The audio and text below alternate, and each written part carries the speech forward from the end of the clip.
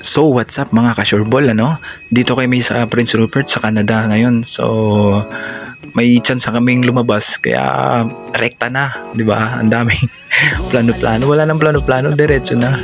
So yun nga mga guys, ito yung sundo namin. Saka sobrang bilis nito, mga siguro nasa 5 minutes lang galing dun sa barko. So yun mga guys, nandito na kami sa isang snow park ata ito eh. Ganda dito mga guys. So ginawa namin, picture muna kami, strolling.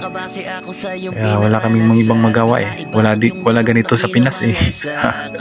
Meron siguro ganito pero kailangan mong kainin eh, halo-halo siguro ba. So ayun mga guys, nagpicture ako, nagpa-picture yun kasi once in a lifetime lang to eh. Minsan lang tayo nakagagala ng ganito. Ayun, so pa-picture tapos strolling na naman mga guys, no? Yan yung lugar dito. Ito yung pinakamagandang napuntahan namin eh.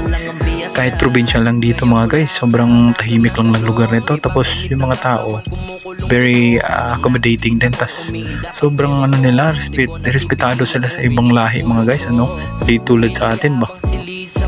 Kasi pag makasalubong sila tayo, parang magigreet sila sa atin. Tapos pag papasok tayo sa isang mall or mga tindahan, yung pinto bubuksan talaga nila para pabdaanin muna tayo. Tsaka napakaganda din dito guys, kasi pag tumawid ka sa isang kalsada, kahit sobrang layo mo pa, kahit mga ilang metro ka pa, hihinto talaga yung sasakyan kahit naka-go signal pa yung mga signal lights nila. So yun ang kagandahan dito mga guys, no?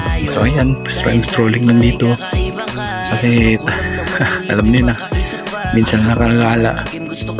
Picture muna sa Pacific Mariners. Ito yung parke nila dito, no? So maganda dito mga guys, magandang view dito. Hindi lang kami masyadong pumunta dun sa dulo kasi dagat din yun eh. Araw-araw naman natin makikita yung dagat eh. So yung mga guys, plano naman pumunta pala ngayon mga guys. Pumunta kami sa Walmart, tapos pupunta sana kami dun sa Seamen's Club kasi may Seamen's Club dito sa Canada mga guys, is Prince Rupert.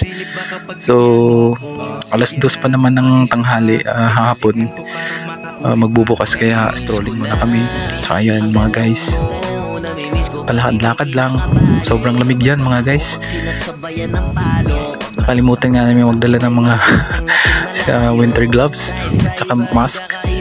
Ayun mga guys, paturo-turo yung isang kasama namin, si third engineer yan, Santa Sera.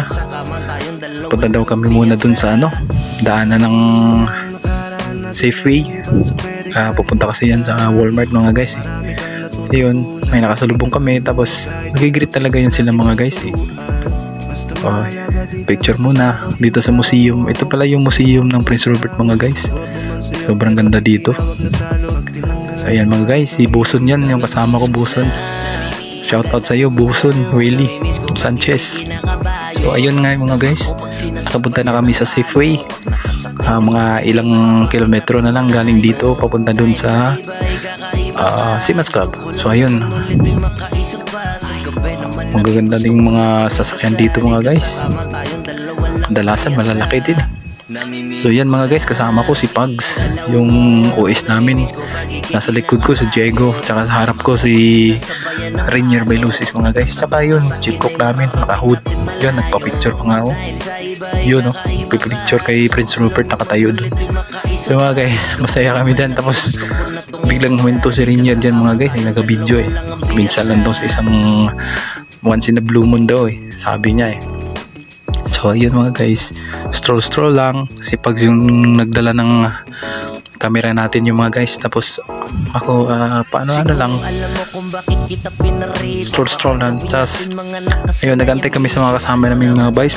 Pansin nyo, nakatawid sila galing sa kabilang kalsada kasi nga nagpapalit sila ng pera, Canadian dollar po.